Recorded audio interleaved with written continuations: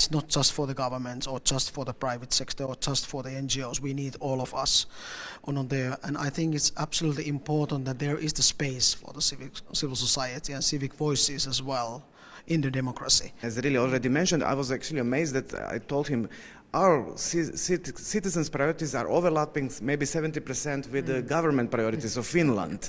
Of course, this is somehow the fundamental piece of our work that we do that anyway, because, and I think we are not the only one who believe that exactly the health society really needs everyone. Very interesting situation, but very good also for us that actually we have now to start to work with the Finnish government and the partner from Finland already.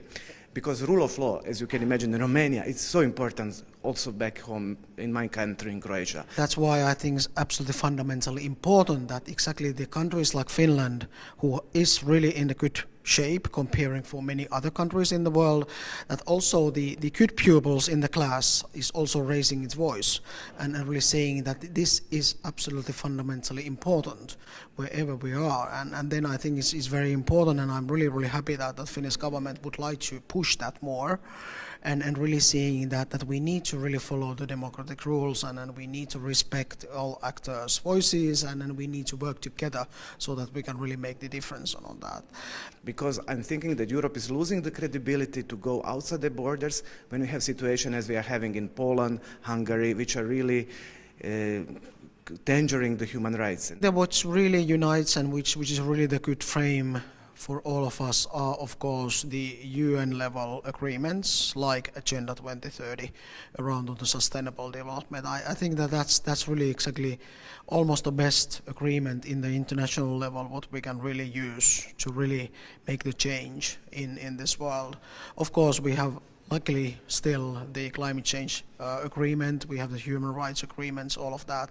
But those are really the agreements, the commitments which the member states has really done, and I think that we really should keep those on also in the European level at the moment where we are really living.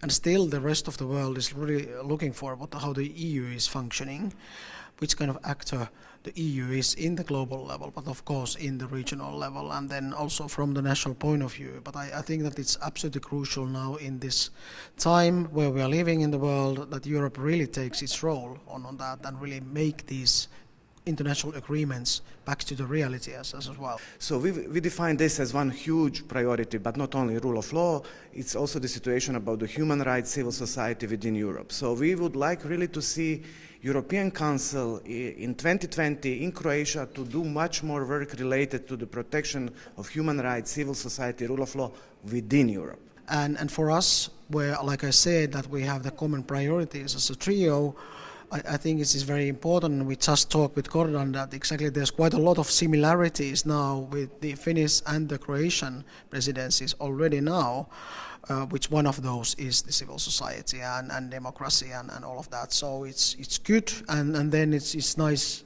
thing to continue also for the next presidency.